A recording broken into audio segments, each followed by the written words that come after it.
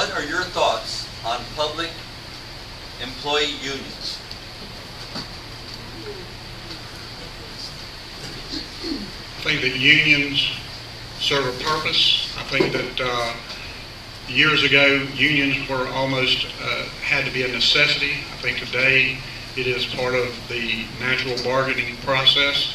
I think that to negate a group out of the equation is wrong. I think that you have to work with everyone. You can't just pick and choose who you want to take apart. That's my answer.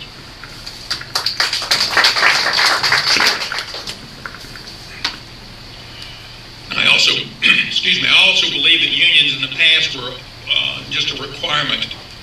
Employees were taken advantage of, used, mistreated, etc. You can name it all. I think that has changed a lot in modern times.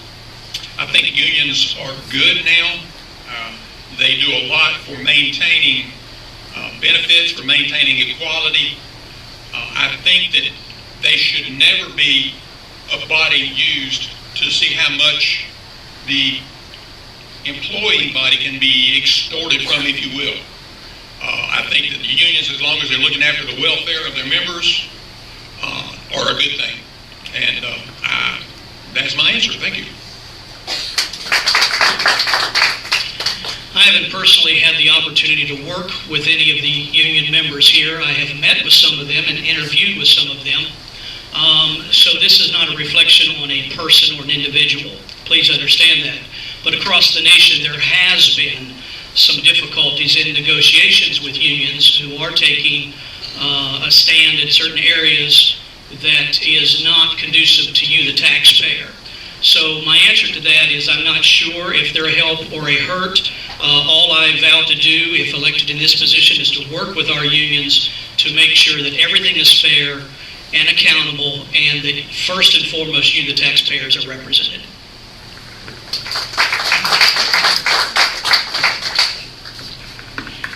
Well, they pretty much stole all my dumplings, and I've said before, we're fortunate enough, believe it or not, we have two unions in Nassau County that we've had to deal with in the past. And both of them are smart enough and realize that everybody's going through tough economic times.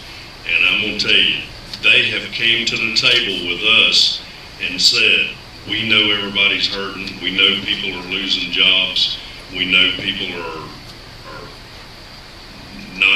having their pay cut. What can we do? What do we need to do to help? And we've negotiated and bargained with these unions for the last 3 years now, and my hat's off to them for what they've done to step up to the plate to help the county out for this.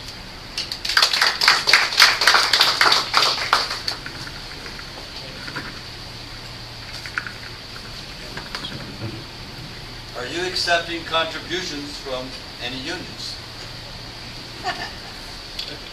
I've had no contributions offered from any unions. I've accepted no contributions from unions. The only thing I've accepted a contribution for is my wife, that union. Other than that, I had no experience. Thank you.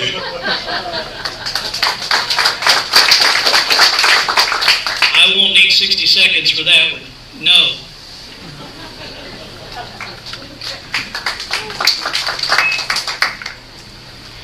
And just like Mr. Overstreet, the only contribution I've had is from the union with my wife. I have no contributions from any unions. I do have some endorsements and support from some unions and from the home builders, Nassau County Home Builders, the Realtors Association, the First Coast Manufacturers Association, and some other ones I'll get to later. No, I have not, but I am planning on having a hot dog with the union tomorrow.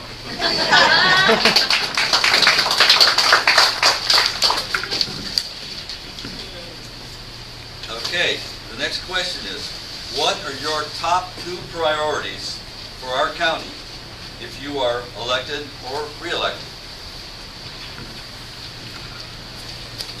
The first priority is to present my Better Nassau plan, and that is has several components to bring jobs to Nassau so that our residents do not have to leave on a daily basis. With over 1,700 businesses represented in the county, if we can offer incentives to those businesses to hire one employee over the next 12 months, we could potentially bring over 1,000 new jobs. Tightening the gap on manufacturing is another issue. The second thing is to go line by line through our budget and see if we can find and eliminate any wasteful spending habits. So those are my top two priorities.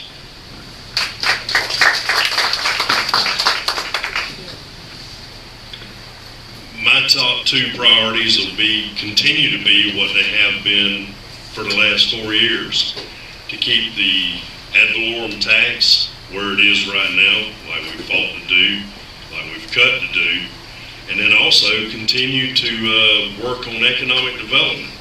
We've worked on that. We worked extensively in Tallahassee 2 years ago, or a year and a half ago, to work with the Economic Development, or DCA as it used to be, now it's Department of Economic Opportunity, to make it easier for businesses to come in and go to work in Nassau County.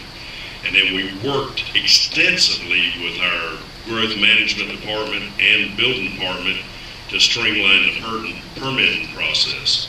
So that's what I plan on continuing doing.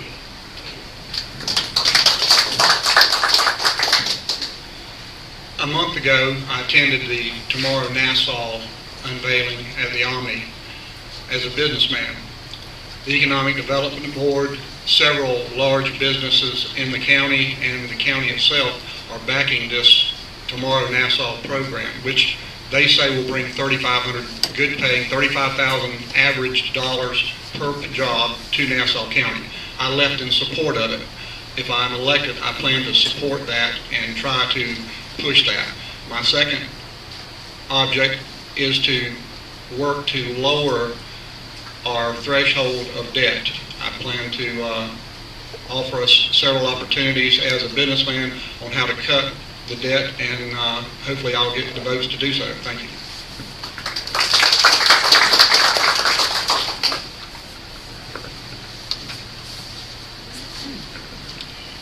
My first aim is, excuse me, I've got something here tonight. My first aim is to work on the budget. I've got a chart here that I got the information 1 month ago. This chart shows that we've got a drop in ad valorem income for the county of over 25% in the last 4 years. It also shows that we'll have a $3 million shortfall when the budget is accepted. From a month ago to now, that shortfall has changed from $3 million to over $8.5 million. The budget is the most important thing that Nassau County can consider right now. It has to be fixed. It has to be looked at. We have no time to let things settle on their own. My second opportunity would be jobs and the economy. Keep the atmosphere conducive to small industry and small jobs, small businesses, and make the government able to work with these businesses to make it enjoyable to be here.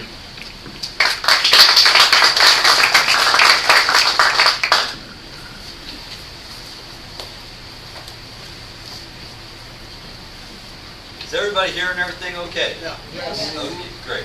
Okay. I apologize if these numbers aren't exact, so let's kind of go with the concept here. The county plans to spend $79 million for the fiscal year 2012-13. However, they only predict $70 million coming in through their revenue streams. How would you deal with this shortfall? Well, first of all, the revenue coming in is talking about the ad valorem. And of course, when you throw out that number right there, it looks like it's the Board of County Commissioners, but that involves all the constitutional officers. We don't have any recourse on what the sheriff's office wants, what the, not on the sheriff's office, but we do on the other constitutional officers. If the sheriff comes in and says he wants to increase his budget 10%, and we tell him no, then he can go to the cabinet and they say, yeah, give him the 10%. So we're bound by that. Our budget is at around $42 million, and we have the funds available to take care of it.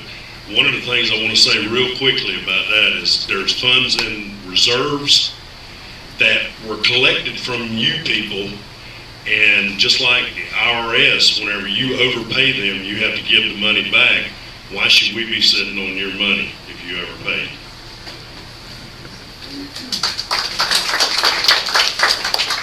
I apologize for perhaps these numbers not being completely appropriate for what these fellows can't control. Anyway, this shows my ignorance. The county plans to spend $79 million for the fiscal year 2012-13. However, they only predict $70 million coming in through their revenue streams. How would you deal with this shortfall? I think the first thing we have to do is get the constitutional officers together, go through their budgets, find out what they can do without as far as automobiles, equipment, things that we may be able to push to a later date, add another year. In my business, we quit buying vehicles in 2007 and work trucks, and we have started a more severe mechanical program where we service them more often.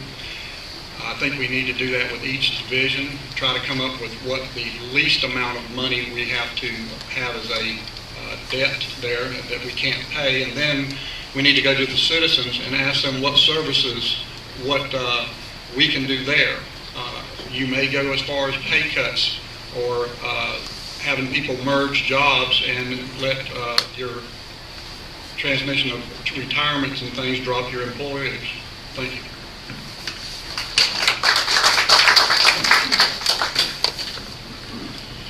I believe the first thing we have to do is look at it like we look at our jobs or our small businesses and our homes. When we get a bill, we look at it to verify that the bill is correct and accurate.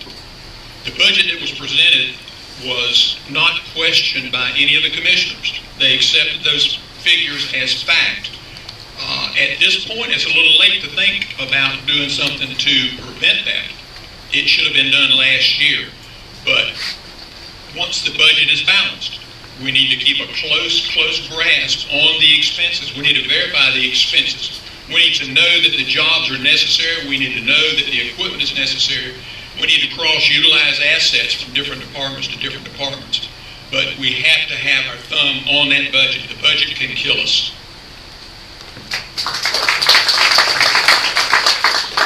Well, the good news is I'm personally not responsible for this year's budget. The bad news is if I am elected and put into office in November, then I am responsible for bringing solutions to the table. Here's the news, folks. You have to have a balanced budget, and there are only so many places that can come from currently here in the county. You either borrow from the reserves, the 1 cent tax, you have the ad valorem. You continue to borrow from the reserves. We're supposed to be at a 20% level in reserves. We're at 15. You continue to borrow. We keep dropping. How are you going to replace that? So that's why I'm bringing the Better Nassau plan to create jobs, bring in manufacturing, and residential homes pay. Let me say it this way. If manufacturing comes in and pays you 3 times more, the tax base, than a rooftop does. So we've got to bring some diversification to the table to sustain long term.